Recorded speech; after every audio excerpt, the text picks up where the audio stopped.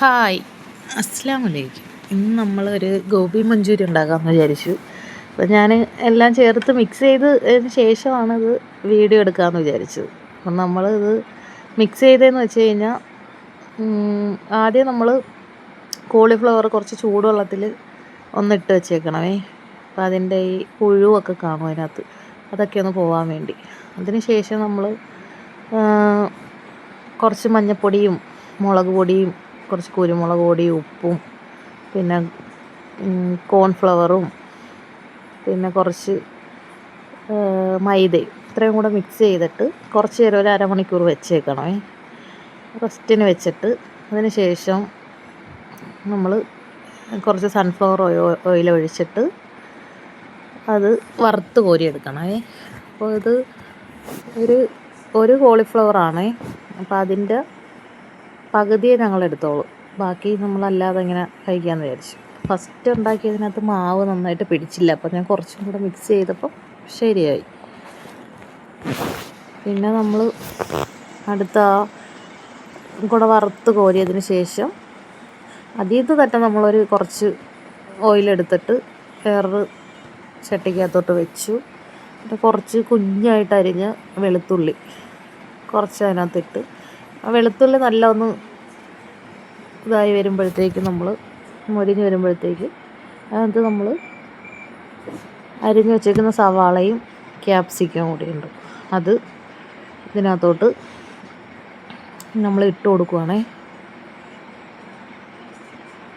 ഇട്ട് കൊടുത്ത് തീ കൂട്ടിയിട്ടിട്ട് നന്നായിട്ടൊന്ന് മിക്സാക്കണം. നല്ല ഒന്ന് ചൂടായി വരണം കേട്ടോ. തീ കൂട്ടിയിടണേ. എന്നിട്ട് പിന്നെ നമ്മൾ കുറച്ച് കോൺഫ്ലവർ പൊടിയും കുറച്ച് സോസും, സോയാ സോസും ടൊമാറ്റോ സോസും ചില്ലി സോസും മിക്സ് ചെയ്ത് നമ്മൾ കുറച്ച് പഞ്ചസാരയും കൂടി ഇതിനകത്ത് മിക്സ് ചെയ്ത് ചൂടുവെള്ളം ഒഴിച്ചിട്ട് വേണം നമ്മൾ മിക്സ് ചെയ്യാൻ കേട്ടോ. നമ്മൾ അതിനകത്ത് ഇങ്ങനെ സോയാ സോസ് ഒഴിച്ചപ്പോൾ നോക്കിയാൽ അത് പോയതും ഒക്കെ ഒരു മരത്തിൻ്റെ ചില്ല പോലെയൊക്കെ പോയിട്ടുണ്ട്.